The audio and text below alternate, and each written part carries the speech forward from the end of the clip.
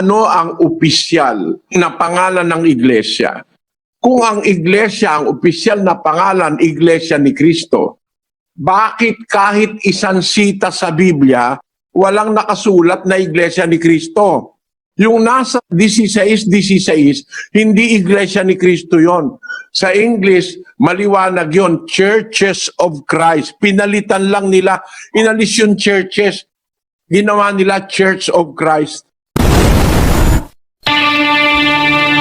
Find the truth.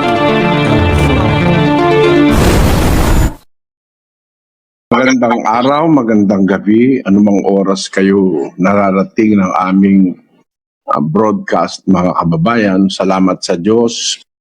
Isa pa uling pagkakataon na tayo ay mag-aaral ng salita ng Diyos. Napakaganda po ito. At kaibigan. uulitin ko ang ating layunin, magtuwid ng mali, mag-alis ng gusot ng mga nagkakakontra-kontrang aral ng mga iba't ibang relihiyon. Pero tayo, magpapakita tayo ng mga lehitimong ebidensya na sa intensyong maituwid yung mali, hindi para manira ng kapwa. Kaya lahat po kayo ay aming inaanyayahan sa ating gagawing pag-aaral ngayong araw na ito. Nakita natin sa nakaraan ang ating Panginoong Hesukristo kung susuriin natin ang mga aral, mga talata, mga matatandang manuskrito ng Biblia, hindi makakalusot yung aral na si Kristo ay tao lang at kahit ano'y walang pagka-Diyos, kahit kapiraso. Kahit daw pagka-Diyos na kapiraso, wala si Kristo. Doon sa Pampanga yung nakausap ko. Ang saksi ko yung mga kapatid sa Pampanga. Ngayon, ang ating layunin, gaya nung hindi nila binabasa na si Kristo tinatawag na monogenes theos, bugtong na Diyos. Yung hindi nila binabasa na God was manifest in the flesh.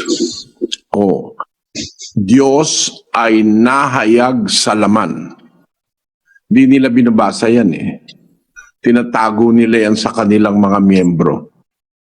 Bawal magbasa ng Biblia ang miyembro. Tanungin nyo yung matatandang miyembro. Kasi pag nagbasa kayo ng Biblia, makaka-encounter kayo ng mga talata na mag-aano sa inyo, magbubukas ng inyong kaisipan para magduda. Pero maraming panghihilot na ginagawa sila para palabasing si Kristo ay tao. Ang nakakapagtaka sa isang nag-iisip, sabi nila, iisa lang ang Diyos. Isang-isa lang. Hindi nila sinasabi yung konsekwensya at panahon at sitwasyon kung ba't sinabing isa ang Diyos.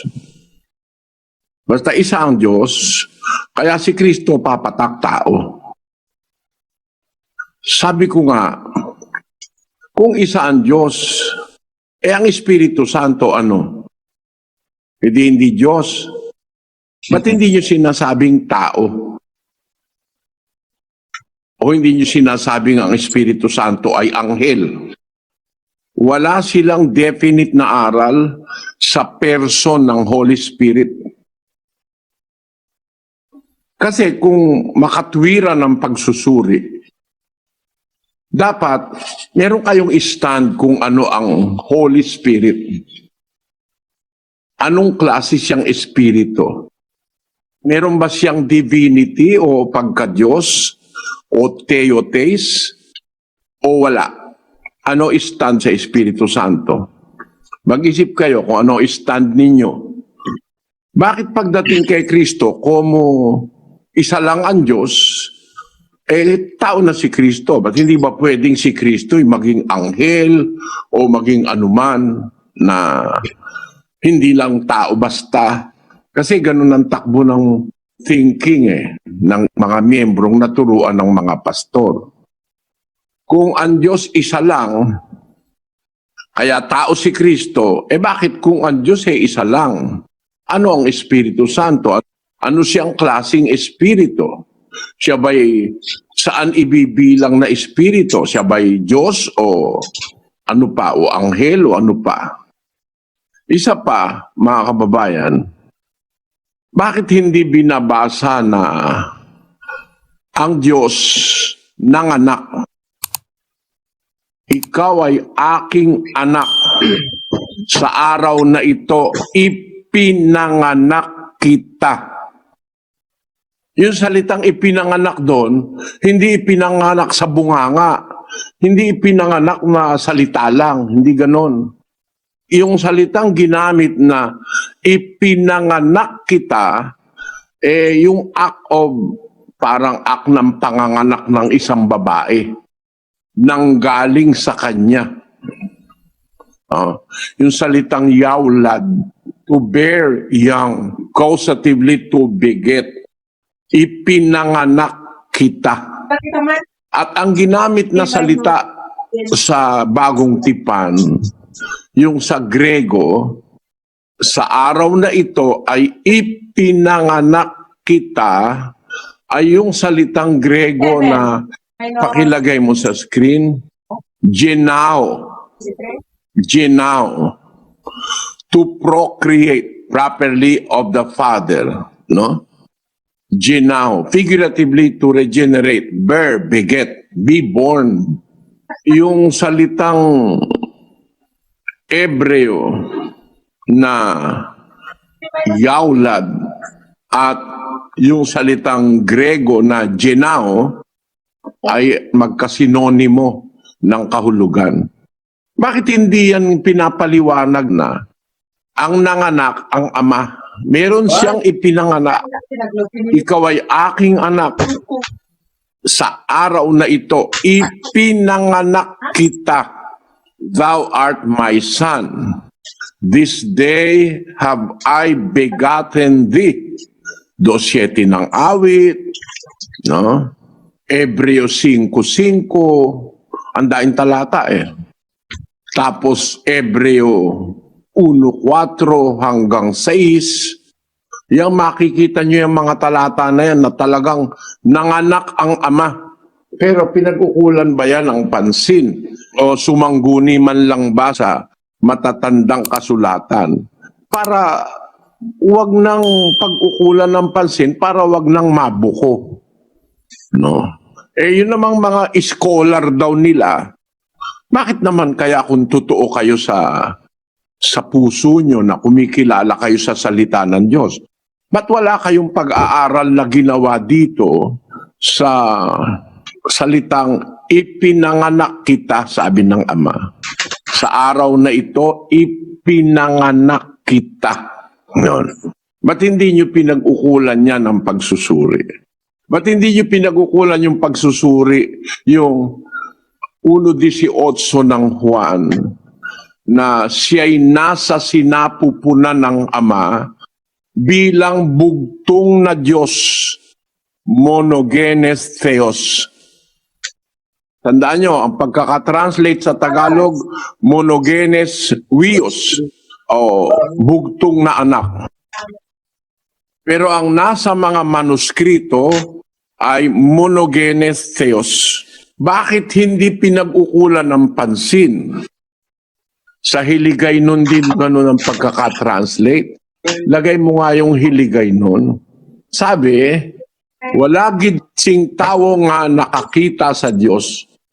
Ang bugtong nga Dios nga yara sa sabak sang amay. Nagpahayag siya sa iya. Ang liwanag.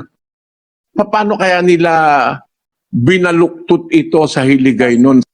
Ang mga Bisayang miyembro ay maniwalang tao si Kristo. Ang isa pang kapansin-pansin, mga kapatid, sa 20:28 ng Gawa. Bakit hindi nyo binabasa yung nasa Greek na ang nakalagay, Ecclesian Tuoteo, Iglesia ng Diyos. Iglesia ng Diyos. Ang nakalagay po sa Grego, Iglesia ng Diyos, na binili niya ng kanyang sariling dugo. Bakit pagdating dyan sa 2028, kay Lamsa sila gumagamit? Dahil nagkamali si Lamsa ng kanyang thinking na ang iglesia ay kay Kristo. Kaya pinalitan niya yung nakasulat sa Grego at yan pong kay Lamsa, yan galing sa Aramaikong sinasabing Peshitta. Ano po yan? Hindi yan ang original na manuscript ng pagkakasulat sa gawa na 2028. Kung magsusuri ka, totoo ka sa sarili mo, ang sumulat ng gawa si Lucas. Si Lucas po Grego, ayon sa Biblia. Ang sinulatan niya ay si Teofilo. Sa pangalan pa lang, si Teofilo, Grego rin. Kasi yung Teofilo, galing sa salitang Theos na kaibigan ng Diyos o mahal ng Diyos yung Teofilo. A friend of God. Si Teofilo po, Grego. Si Lucas na sumulat sa gawa, Grego rin. Kaya mayroon tayong kasiguraduhan na ang orihinal na libro ng gawa isinulat na sa Grego ni Lucas na Grego kay Teofilo na Grego. Kaya ang orihinal niyan, sa orihinal na pagkasulat ni Lucas, Grego yan. At yung Grego na yan ang itinranslate sa mga manuscripts. Natural lang matatranslate kung tapat yung nag-translate, yung nakasulat sa Grego. Alin yung nakasulat sa Grego? Iglesia ng Diyos, ang binili ni Kristo ng kanyang sariling dugo. Ngayon, ang pakahulugan, kaya nga kay Kristo, Iglesia ni Kristo, kasi binili niya na. Ngayon, yun ang malaking pilosopya. Ibig mo sabihin, nung mabili, napalitan ang pangalan ng iglesia. Ang iglesia katutubong sa Diyos. Yan po.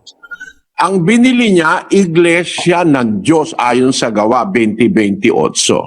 Nung mabili ba, napalitan ng pangalan? Halimbawa, bumili ka ng tulya, Pedro ka. Yung bang tulya naging Pedro na? Dapat tulya ni Pedro. Hindi napapalitan yung pangalan ng binili. Gaya naman ng binili ng Panginoon Kristo. Ang binili niya ay ang Iglesia ng Diyos ayon sa gawa 2028. Bakit Iglesia ng Diyos? Kanino niya ba binili? Basahin natin ang Apokalipsis 5:8 hanggang 9. At pagkakuha niya ng aklat, ang 4 na nilalang na buhay, at ang 24 na matatanda ay nangagpatira pa sa harapan ng kordero, na ang bawat isa'y may alpa at mga mangkok na ginto na puno ng kabangyan, na siyang mga panalangin ng mga banal. At sila'y nangag-aawitan ng isang bagong awit na nagsasabi, Ikaw ang karapat-dapat na kumuha ng aklat at magbukas ng mga tatak nito, sapagkat ikaw ay pinatay at binili mo sa Diyos ng iyong dugo ang mga tao sa bawat angkan at wika at bayan at bansa. Kanino ba binili? Binili mo sa Diyos. Sa Diyos yun Binili niya sa Diyos. Ang binili niya, yung kasalanan ng mga tao sa pamamagitan ng kanyang dugo. Ang pambayad niya, yung kanyang dugo, yung kanyang sakripisyo, nabili niya ang kasalanan ng mga tao. Ibig sabihin nun, tinubos niya, tinumbasan niya ng halaga ng kanyang dugo ang kasalanan ng mga tao. Kaya sabi, binili mo sa Diyos ng iyong dugo. Mga kapatid, ang sabi sa Biblia. Kaya kanino binili? Sa Diyos. Originalmente, sa Diyos naman talaga yung mga tao na yun Basahin natin ang Juan, Kapitulo 17, versikulo 10, mga kapatid. Pakinggan nyo. At ang lahat ng mga bagay ay iyo, at ang mga iyo ay akin, at ako'y lumuluwalhati sa kanila. 11. At wala na ako sa sanglibutan, at ang mga ito ay nasa sanglibutan, at ako'y paririyan sa iyo. Amang banal, ingatan mo sila sa iyong pangalan, yaong mga ibinigay mo sa akin, upang sila'y maging isa na gaya naman natin. Ang liwaliwanag, ang lahat ng bagay, Ama, iyo. Ang iyo ay akin. Ako'y lumuluwalhati sa kanila, sabi niya. Tapos sa 11, wala na ako sa sanlibutan, paakyat na kasi siya. Ang mga ito nasa sanlibutan, ako'y paririyan sa iyo, Amang banal. Ingatan mo sila sa iyong pangalan, yaong mga ibinigay mo sa akin. Aba, mananatili pala sa ilalim ng pangalan ng Ama, yung mga ibinigay kay Kristo o binili niya. Kaya nga iglesia ng Diyos ang nakasulat eh. Ingatan mo sila sa iyong pangalan, yung mga ibinigay mo sa akin. Kaya tiyak na tiyak, mali si Lamsa nang ilagay niya na iglesia ni Kristo yung nasa 20-28. Kasi ang nasa Grego, Ecclesian tuo Theo, iglesia ng Diyos. Sa Ama ang lahat ng bagay. Ang iglesia ay sa Ama. No? Ang mga tao'y sa Diyos. Yung mga sumasampalataya. Kaya iglesia ng Diyos. Tapos, binili ni Kristo. Napalitan na, naging iglesia na ni Kristo. Hindi ganon. Ang sabi ng Biblia, ingatan mo sila sa iyong pangalan. Sa pangalan pa rin ng Ama, dapat matawag at maingatan yung iglesia o yung mga taong sa Diyos. Yan ang katutubo na nasa Biblia. Daniel 9:19. Pakinggan nyo mga kababayan. O Panginoon, dinggin mo. O Panginoon, patawarin mo. O Panginoon, iyong pakinggan at gawin. Huwag mong ipagpaliban, alang-alang sa iyong sarili, O Diyos ko, sapagkat ang iyong bayan at ang iyong mga tao ay tinatawag sa iyong pangalan. Tinatawag sa iyong pangalan. Yan ang katutubong katotohanan. Ang tao ng Diyos, ang kanyang bayan, tinatawag sa kanyang pangalan. Bakit sinabi ni Daniel, sapagkat ang iyong bayan, ang iyong mga tao, tinatawag sa iyong pangalan? Naintindihan ni Daniel ang salita ng Diyos. Basahin natin ang Isaiah 43:7. Bawat tinatawag sa aking pangalan at yaong aking nilikha ay sa aking kaluwalhatian, yaong aking inanyuan, oo, yaong aking ginawa. Maliwanag. Ang Diyos pala may sabi, yung tinatawag sa kanyang pangalan, yun ang kanya.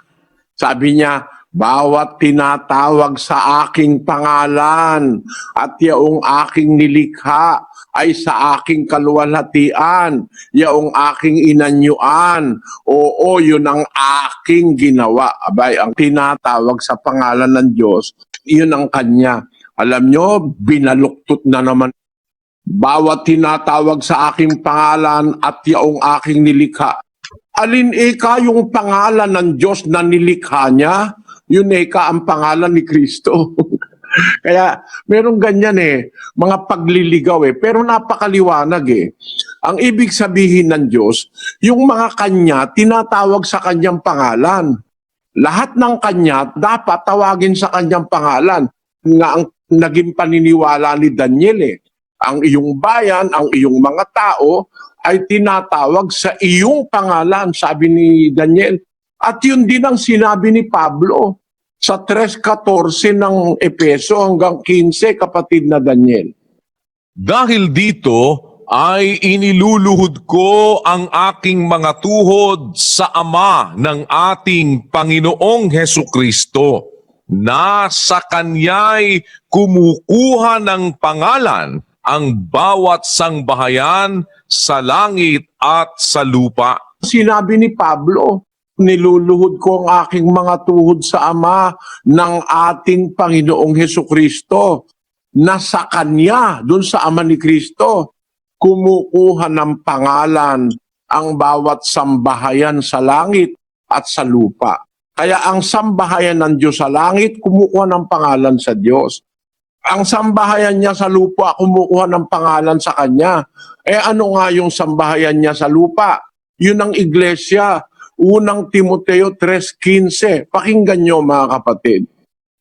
Ngunit kung ako'y magluwat ng mahabang panahon, ay upang maalaman mo kung paano ang dapat sa mga tao na ugaliin nila sa bahay ng Diyos, na siyang iglesia ng Diyos na buhay at haligi at saligan ng katotohanan.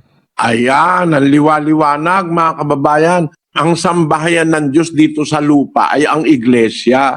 Kaya nga ang tawag iglesia ng Diyos eh. Yan ang pag-usapan natin. Kapatid na Daniel, umpisahan natin sa pangalan. Pangalan ng iglesia. Ano ang opisyal na pangalan ng iglesia? Kung ang iglesia, ang opisyal na pangalan, iglesia ni Kristo, bakit kahit isang sita sa Biblia, walang nakasulat na iglesia ni Kristo? Yung nasa 16:16, hindi iglesia ni Kristo yon. Sa English, maliwanag yon, Churches of Christ. Pinalitan lang nila, inalis yung churches, ginawa nila Church of Christ. In all renditions of the Bible, 16:16 of Romans does not say Iglesia ni Cristo o Church of Christ. Ang nakalagay dyan, Churches of Christ. No? At bakit, mga kababayan, kung yan ang opisyal na pangalan, bakit isang beses mo lang nababasa sa Roma 16:16 ang Churches of Christ? Bakit ang iglesia ng Diyos nababasa sa 11 talata ng Biblia? Ibig ba sabihin, ang opisyal na pangalan minsan lang babanggitin? Tapos mali pa ang pagkabanggit ng ang pagtrato. Yung churches, pinapalitang Church of Christ. Sa English, Churches of Christ. Aalamin natin ang kanilang dahilan. Mateo 16:18, tratuhin natin yung kanilang unang-unang filosofya. Ito po, pakinggan nyo. At sinasabi ko naman sa iyo na ikaw ay Pedro, at sa ibabaw ng batong ito ay itatayo ko ang aking iglesia. Ayan, ang liwanag.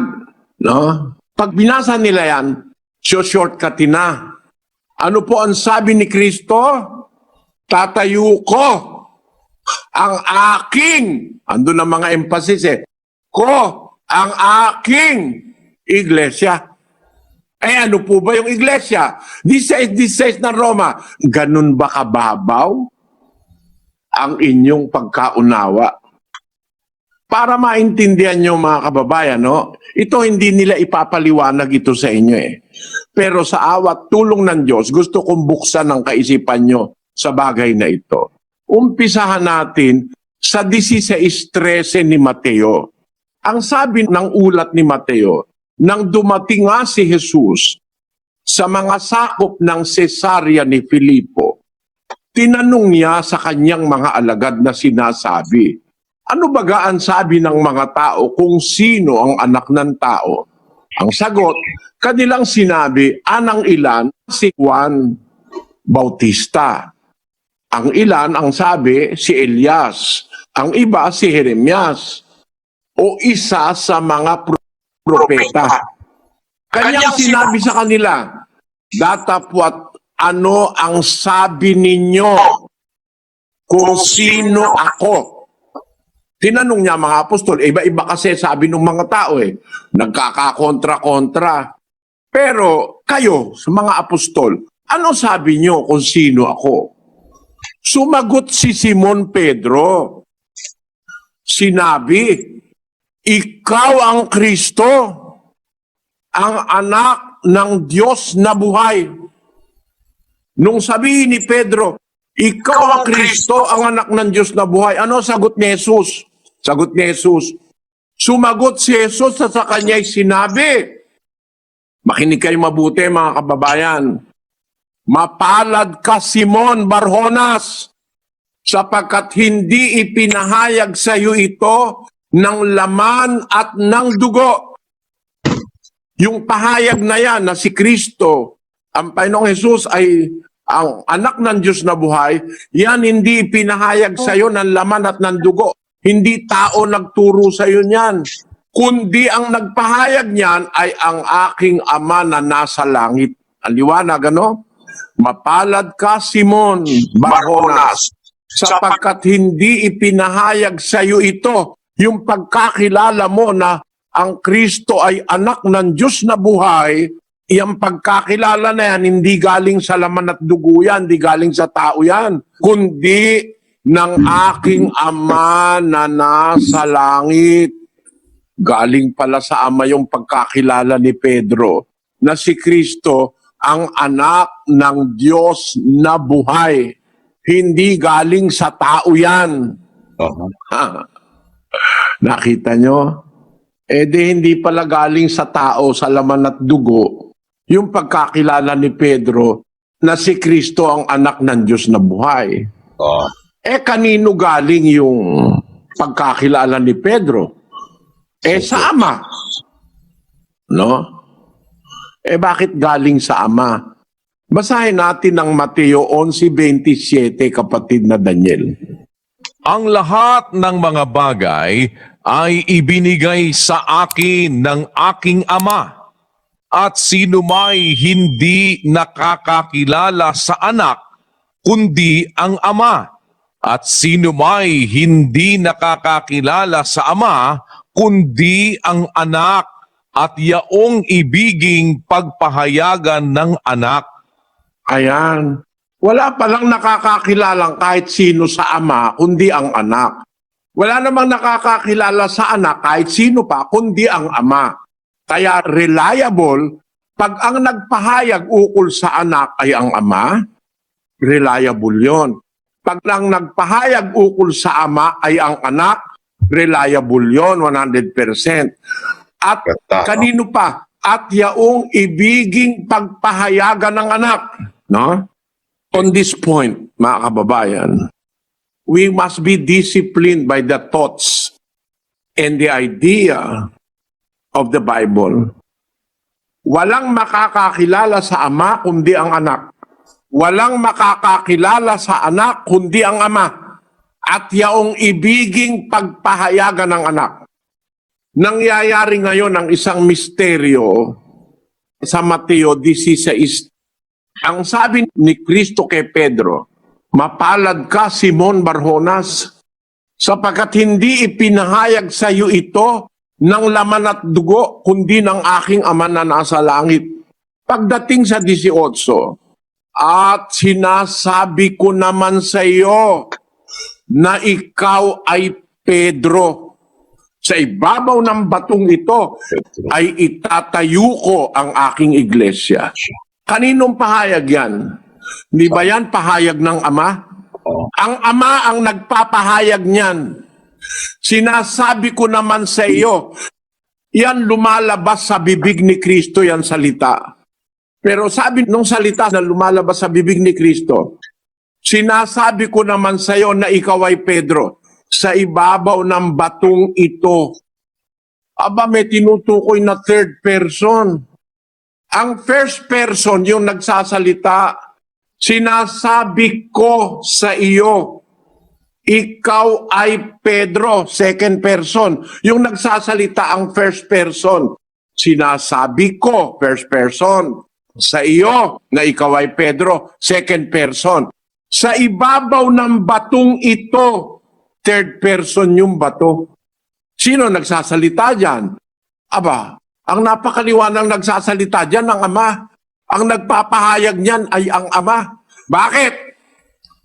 Kung si Kristo nagpapahayag niyan, dapat ang sabi niya, Sinasabi ko sa iyo, ikaw ay Pedro, sa ibabaw ko. Hindi siya gagamit ng third person. Sa ibabaw ko, itatayo ko ang aking iglesia. Kasi siya yung bato eh. Ang nasa Biblia, yung batong tayuan ng iglesia o pundasyon, si Kristo. Ang nagsasalita dyan, ginamit ang bato bilang third person. Sinasabi ko naman sa iyo, ikaw ay Pedro. Sa ibabaw ng batong ito, third person, tatayo ko aking iglesia. Sino nagsasalita dyan? Lumalabas yan sa bibig ni Kristo. Pero kaninong salita? Basahin natin ng 12:49-50 ng Juan. Sapagkat ako'y hindi nagsasalita na mula sa aking sarili, kundi ang Ama na sa akin ay nagsugo ay siyang nagbigay sa akin ng utos kung ano ang dapat kong sabihin at kung ano ang dapat kong salitain. At nalalaman ko na ang kaniyang utos ay buhay na walang hanggan. Ang mga bagay na sinasalita ko ay ayon sa sinabi sa akin ng Ama. Gayon ko sinasalita. Aba, mga sinasabi pala niya galing sa Ama. Yun din ang kahulugan ng sinabi sa 3:34 ng Juan. Kapatid na Daniel, basahin natin. Sapagkat ang sinugo ng Diyos ay nagsasalita ng mga salita ng Diyos. Si Kristo'y sugo ng Diyos. Ang sinugo ng Diyos, nagsasalita ng mga salita ng Diyos. Kaya nung sinabi niya kay Pedro, si Kristo nagsasalita, pero ang salitang lumalabas, salita ng Diyos yun. Kasi sabi niya, hindi ako nagsasalita na mula sa aking sarili, kundi ang Ama na sa akin ay nagsugo. Siya nagbigay sa akin ng utos kung ano ang dapat kong sabihin, kung ano ang dapat kong salitain. Kaya nung sabihin niya, sinasabi ko sa iyo, ikaw ay Pedro. Sa ibabaw ng batong ito, itatayo ko aking iglesia. Ibig sabihin, kung ang Ama ang nagsasalita ron, ang Ama ang first person. Si Pedro ang second person. Ikaw, sinasabi ko, first person. Ikaw ay Pedro, second person. Sa ibabaw ng batong ito, third person. Ang bato'y si Kristo. Kasi kung si Kristo nagsasalita, dapat ang sabihin niya, sa ibabaw ko, itatayo, sa ibabaw ko na bato, ako ang bato, itatayo ko aking iglesia. Pero hindi ganun ang salita eh. Ginamit yung salitang bato sa third person. Ikaw ay Pedro, second person. Sinasabi ko sa iyo ng first person. Sa ibabaw ng batong ito, tatayo ko aking iglesia. Nung matayo, ano tawag sa iglesyang natayo? Iglesia ng Diyos. Hindi iglesia ni Kristo. Kasi yun ang katutubong katotohanan ng nasa Biblia.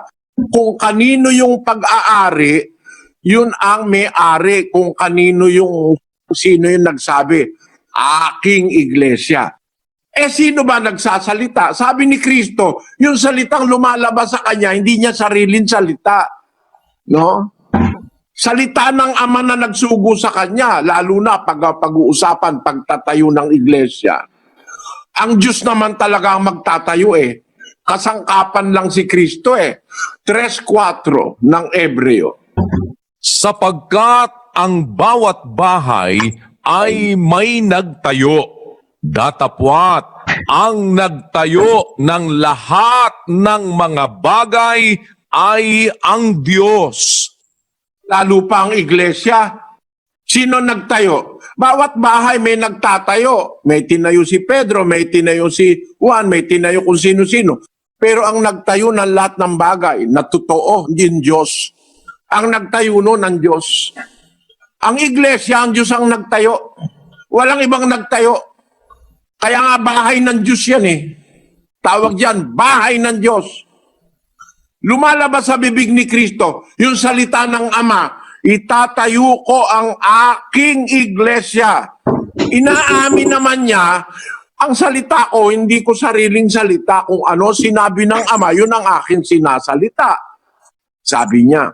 Kaya nung sabihin niya kay Pedro, sinasabi ko sa iyo, ikaw ay Pedro, sa ibabaw ng batong ito, itatayo ko ang aking iglesia. Ang ibig sabihin nun, salita ng Ama yon. At kung a-analyze mo nga, talagang ang Ama nga, galing dun sa salitang, hindi ang nagpapahayag kay Pedro ay laman at dugo, hindi tao. Kundi ang nagpapahayag, yung Ama na nasa langit. At isa sa ipinahayag kay Pedro, sa pamamagitan ni Kristo, ay yung pagtatayo ng iglesia. Na ano yon? Sa ibabaw ng batong ito, itatayo ko ang aking iglesia. Salita ng Ama yon. Kaya yung aking iglesia, salita ng Ama. Kaya iglesia ng Diyos yun. At si Kristo man ang nagsabi, yung wala na ikako sa sanlibutan, ang mga ito nasa sanlibutan, paririyan ako sa iyo, Amang Banal, ingatan mo sa iyong pangalan. Yaong mga ibinigay mo sa akin, napakaliwanag ng batayan. Dapat maingatan sa pangalan ng Diyos, kaya nga iglesia ng Diyos eh. Kaya yung saling iglesia ni Kristo, tiyak na tiyak, mali si Lamsa ron. Hindi naunawa ni Lamsa. Kung talagang mahal na mahal nyo yung tali ni Lamsa, yan ang ginagamit nyo. Bakit hindi nyo basahin kay Lamsa yung Filipos 2.5? Sa rendisyon ni Lamsa, basahin nga natin yung rendisyon ni Lamsa sa 2.5 ng Philippians, kapatid na Daniel. Reason this within you, which Jesus Christ also reasoned, who, being in the form of God, did not consider it robbery to be equal with God, but made himself of no reputation, and took upon himself the form of a servant, and was in the likeness of men.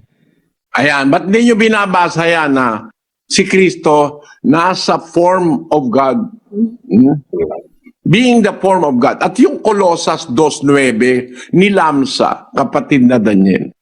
For in him is embodied all the fullness of the Godhead. Ayan, nasa kanya ang buong kapuspusan ng pagka-Diyos sa katawan. O ba't di nyo binabasa yan kay Lamsa? O ba't di nyo binabasa yung 3.16 ng unang Timoteo kay Lamsa? Truly great is this divine mystery of righteousness. It is revealed in the flesh, justified in the spirit, seen by angels, preached to the Gentiles, believed on in the world, and received up into glory. Dakila ang hiwaga ng pagka-Diyos, the divine mystery. No? O ba't di nyo yan binabasa? O ba't di nyo binabasa yung Roman 9.5? And the fathers from among whom Christ appeared in the flesh, who is God over all, to Ayan. whom Christ appeared in the flesh among the Israelites, who is God over all. O ba't di nyo binabasa yung kay Lamsa na nasa 1.8 ng Ebreo? Lagay natin ang Ebreo 1.8. But of the Son he said, Thy throne, O God, is forever and ever. Thy throne, O God, yung Son ay Diyos ayong kay Lamsa, is forever and ever. Ba't di yan binabasa? Kasi namimili kayo ng lalapat sa inyong sinasastre. Para kayong sastre, para mapalapat, maluwag, kikiputan. O makipot, dudugtungan, dadagdagan ng sastre. Yung lahat ng salim papabor sa kanila, kinukuha nila. Pero dun sa mismong salin na yon, pagkakukontra sa kanila, di nila ginagamit yon. Wala kayong konsensyang magsuri para makita nyo saan ba tama si Lamsa, saan ba mali si Lamsa. O tama ba talaga si Lamsa nang sabihin niya, Church of Christ, which he purchased with his own blood? Tama ba si Lamsa doon? Mali nga eh. At hindi naman katakataka, may mga salin mali. O pag sinabi nyo namang hindi tama yung salin sa magandang balitang isinalin ng Katoliko at Protestante, ang sabi doon sa magandang balita Biblia, si Kristo, Diyos eh. 2:6 ng magandang balita, pakibasa mo kapatid na Daniel. Kahit siya ay Diyos, hindi siya nagpumilit na manatiling kapantay ng Diyos. Magandang balita yan, no? Hindi nyo binabasa yan. Pero meron kayong binabasa sa magandang balita, kaya pinipili nyo lang. Hindi ganyan ang pagtuturo ng katotohanan, mga kapatid. No? Kahit siya'y Diyos, hindi nagpumilit na manatiling kapantay ng Diyos. Ano ginawa niya? 7. Sa halip, pinitawan ng karapatan niyang ito. Namuhay na isang alipin. Ipinanganak siyang tulad ng isang karaniwang tao.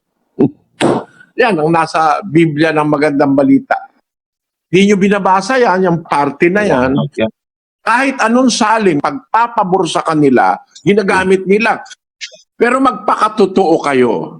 Gumamit kayo ng Grego. Suriin ninyo ang mga circumstances. Suriin ninyo ang mas maraming salin ng Biblia. I-consider nyo ang katotohanan. Ang katotohanan na nang sabihin ni Kristo, itatayo ko ang aking iglesia, ang nagsasalita, yung sinabi niya, hindi siya nagsasalita sa kanyang sarili. Ang amang nagsasalita. Lumalabas sa bibig niya. At yun naman ang talagang katutubong hula. Ibabangon ng Diyos ang isang propeta, ilalagay ng Diyos yung salita sa bibig niya. 18 ng Deuteronomio. Basahin po natin ang talata. Hindi pa pinapanganak si Kristo, yun ang nakalagay sa Biblia. 18:18 ng Deuteronomio. Aking palilitawin sa kanila ang isang propeta sa gitna ng kanilang mga kapatid na gaya mo, at aking ilalagay ang aking mga salita sa bibig niya, at kaniyang sasalitain sa kanila ang lahat ng aking iuutos sa kanya. Katutubo pa, hindi pa nagkakatawang tao si Kristo.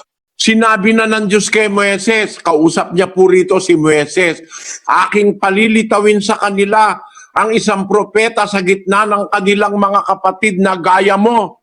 Kay Moises sinasabi yan, aking ilalagay ang aking mga salita sa bibig niya, sa bibig ng propeta, at kanyang sasalitain sa kanila ang lahat ng aking iniutos sa kanya. Kaya lahat ng sasabihin ni Kristo, yung utos ng Ama, salita ng Diyos yun eh. Sinong propeta yan? Basahin natin ang paliwanag ng Bagong Tipan sa 3:22 ng Gawa. Tunay na sinabi ni Moises, ang Panginoong Diyos ay magtitindig sa inyo ng isang propetang gaya ko mula sa gitna ng inyong mga kapatid. Siya ang inyong pakinggan sa lahat ng mga bagay na sa inyo'y sasalitain niya. Yan, ina-affirm pala ni Moises yung hula sa 18 na ang sabi, ang Panginoon Diyos magtitindig sa inyo ng isang propetang gaya ko mula sa gitna ng iyong mga kapatid.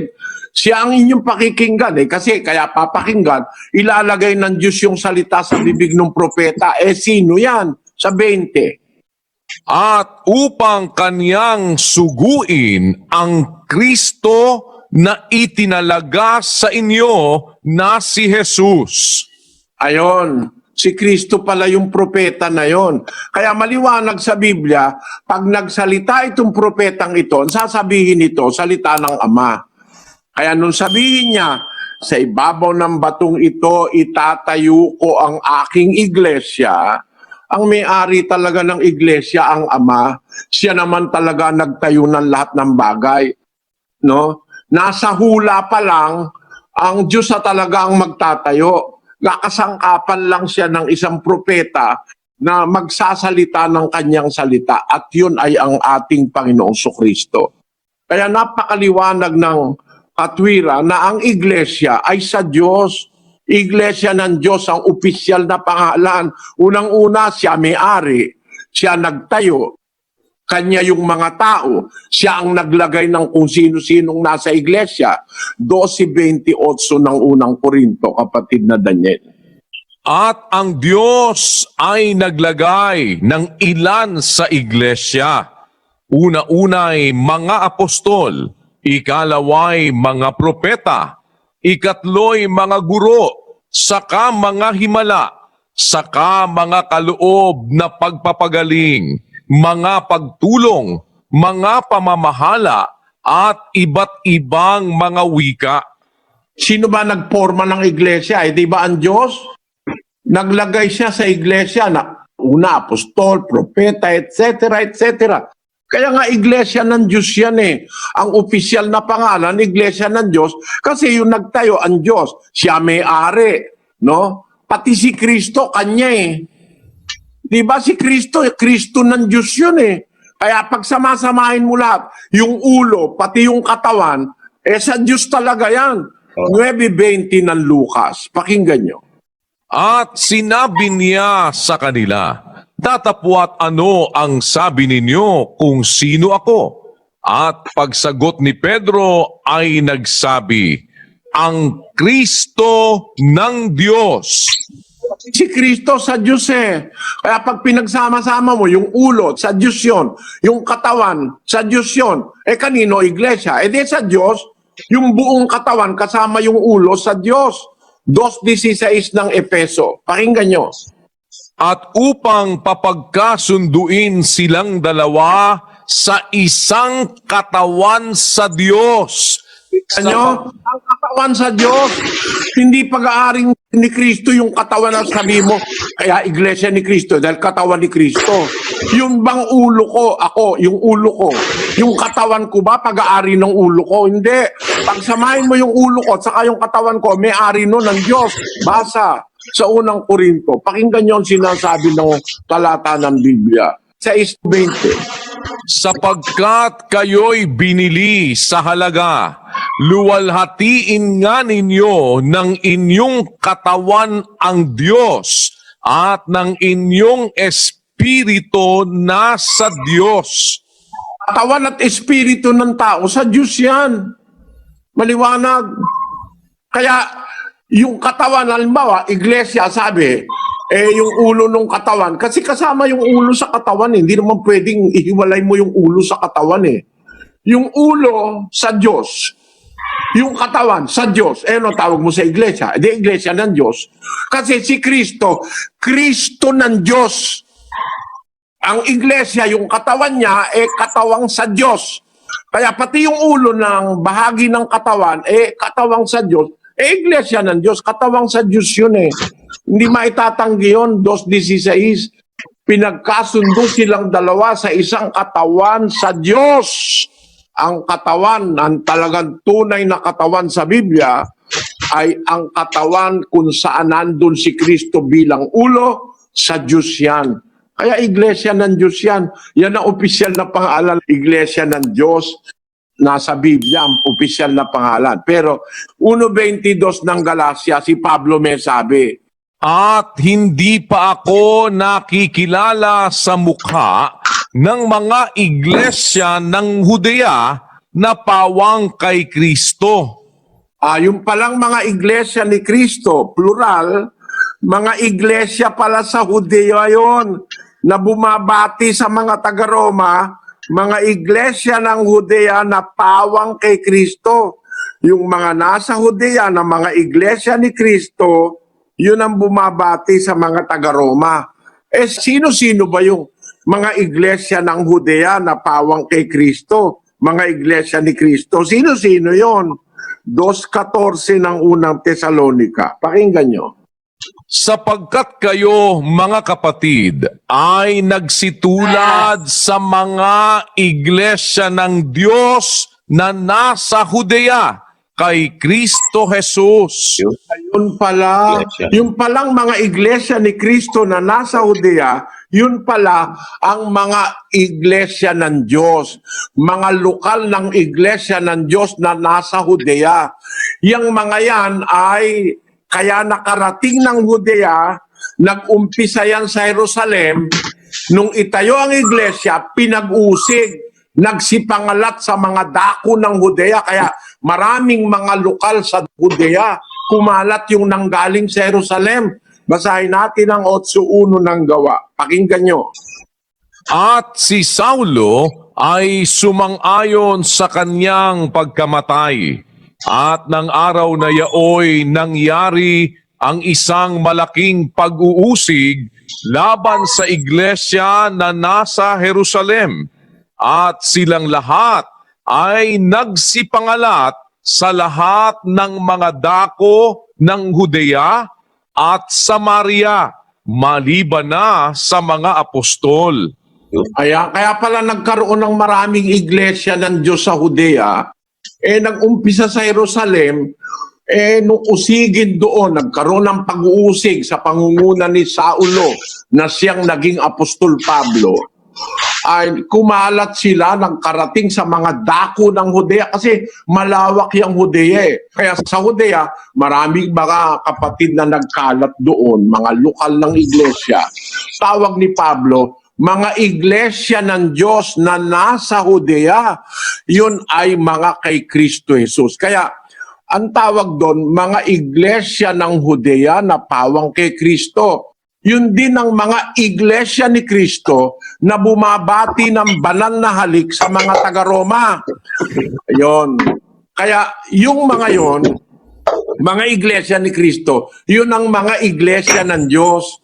At kung babasahin mo ang Biblia ang buo sa Bagong Tipan, may 11 talata na ang sinasabi iglesia ng Diyos. No? Pangunahin na yung nasa Greek sa 2028 na iminali ni Lamsa na Ecclesian Tooteo, iglesia ng Diyos, no? En peripoi esato diato ay matos to idio. Ayon, na binili niya ng kanyang sariling dugo. Iglesia ng Diyos, Ecclesian Tooteo. Kaya mga kapatid, sa opisyal na pangalan pa lang ng iglesia, mali ang opisyal na pangalang sinasabi. Kaya daw opisyal na pangalan, yun daw ang ipinambati sa lahat. Mali, wala sa sentidong matino. Ang ipinambabati, banal na halik. Ang katunayan, pati sa Korinto, inuutosang magbatian ng banal na halik sa Korinto. Basahin natin sa 16:20. Binabati kayo ng lahat ng mga kapatid. Kayo'y mangagbatian ng halik na banal. Ang liwanag, Sa Korinto, wala namang iglesia ni Kristo sa Korinto Pinagbabatian sila ng halik na banal. Ano ba ang nasa Korinto? 1:2 ng unang Korinto. Sa iglesia ng Diyos na nasa Korinto. Ayan. Ang nasa Korinto, iglesia ng Diyos. Yung iglesia ng Diyos na nasa Korinto, sabi ni Pablo ron, magbatian kayo ng halik na banal. Napakaliwanag niyan wala namang pangalang iglesia ni Kristo ron sa Korinto. Wala kang mababasang iglesia ni Kristo sa Korinto. Ba't pinagbabatian ng halik na banal? Hindi lang sa Korinto, hindi lang sa Roma ang halik na banal ang pambati. Ang pambati sa lahat, halik na banal. Kahit kay Pedro, basahin natin si Pedro na nagsabi sa mga Hudyo, 5:14. Mangagbatian kayo ng halik ng pag-ibig. Kapayapaan nawa ang sumainyong lahat na nakay Kristo. Ayan, kita nyo? Magbatian kayo ng halik ng pag-ibig. Yan din ang nakasulat sa iba pang mga talata. Basahin pa natin yung isa sa Tesalonica, kapatid na Daniel. 5:26. Batiin ninyo ang lahat ng mga kapatid ng banal na halik.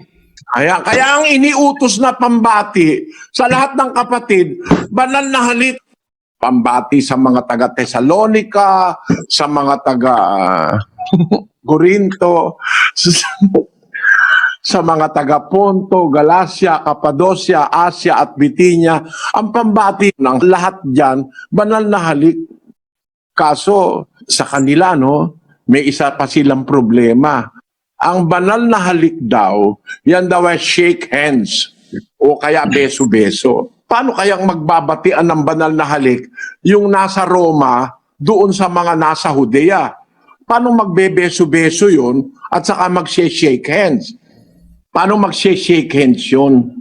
Pinagbabatian ng banal na halikan lahat ng mga kapatid. Paano mag-shake hands kay lalayo ng mga pinagpupuntahan ng kapatid na nangalat? Sabi nga ni Pedro sa kanyang sulat, si Pedro na apostol ni Jesucristo sa mga hinirang na nangingibang bayan na nasa pangangalat sa Ponto, Galacia, Cappadocia, Asia at Bithynia. Ang lalayo niyan. Diyan sa mga tao na yan na nangangalat, diyan niya rin sinabi, magbatian kayo ng halik na banal doon sa 5 ng Pedro, diyan sa sulat na yan. Magbatian ng halik ng pag-ibig. Ang nasa sitas na ipambabati, banal na halik. No? At ang babatiin, lahat ng mga iglesia ni Kristo na nasa Judea. At yun ang mga iglesia ng Diyos na nasa Judea kay Kristo Jesus. Nandoon pa rin yung opisyal na pangalan ng iglesia. Bakit ang iglesia ng Diyos ang opisyal na pangalan? Ang may-ari ang Diyos. Siya nagtayo. Siya may-ari ng lahat ng bagay. Kinasangkapan niya si Kristo para maitayo, pero sa kanya ang kredito. 3:4 ng Hebreo. No? Yung salita ni Kristo, lumabas sa bibig niya, aking iglesia, yun po'y salita ng Diyos. Sabi niya, hindi ako nagsasalita mula sa aking sarili. Ang Ama ang nagsasalita. 12:49. Yan. Kaya dapat matanggap natin, mula pa sa umpisa, magbabangon ng Diyos ng isang propeta. Sabi niya kay Moises, ilalagay ko ang aking mga salita sa bibig niya. Ang liwanag niyan, 18:18 ng Deuteronomio.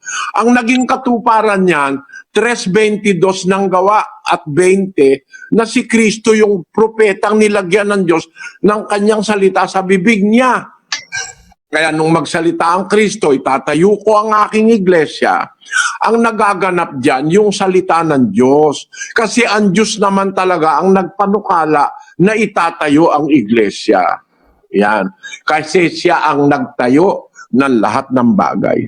Sa mga puntong ito, mga kapatid, mga kababayan, makikita natin na mali ang interpretasyon. Dito, sa pangalan pa lang, mga kapatid, saluting the members in Rome are the churches of God which are in Judea. The churches in Judea are all under the administration of Christ. That's why they are called the churches of Christ. Let us read in Galatians 1:22, Brother Daniel. And was unknown by face unto the churches of Judea, which were in Christ. Churches of Judea are the churches which were in Christ. And the name of those churches in Judea are the churches of God in Judea. In 1 Thessalonians 2:14, the churches of God which in Judea are in Christ. Still the name is the Church of God. Like what the Apostle Paul taught the Corinthians in 1 Corinthians 1:2, 2 Corinthians 1:1. Let us read it, Brother Daniel. Unto the church of God which is at Corinth, to them that are sanctified in Christ Jesus. The church which is at Corinth is the Church of God. Likewise in 2 Corinthians 1:1. Paul, an apostle of Jesus Christ by the will of God, and Timothy, our brother, unto the church of God which is at Corinth, with all the saints which are in all Achaia. That church which is in Corinth is the Church of God. Those were the very churches that are scattered in all the regions of Judea, the Church of God. The official name of the church is the Church of God. Why? The one who really composed the church is God. 12:28 of 1 Corinthians. He built the house or the church. 3:4 of the book of Hebrews. Christ, when he said, I will build my church, is saying the words of the Father who sent him. That's why when Christ said, I will build my church, it is the Father that we must understand. It's the Father that is talking. The words of the Father coming from the mouth of the Lord Jesus Christ. I will build my church. The official name of the church of the Bible is the Church of God. And that is affirmed by God in Isaiah 43:7. Everyone that is called by my name, for I have created him for my glory, I formed him, yea, I have made him. Bawat tinatawag sa aking pangalan at yaong aking nilikha ay sa aking kaluwalhatian. Yaong aking inanyuan, oo, yung aking ginawa. Yung inanyuan ng Diyos, itinayo ng Diyos, yung ginawa ng Diyos, yung nilikha ng Diyos, tinatawag lahat yon sa pangalan niya. Kaya nga tawag sa Biblia, Kristo ng Diyos. No? Tao ng Diyos, anghel ng Diyos, Espiritu ng Diyos, Iglesia ng Diyos. Yan po ang nasa Biblia.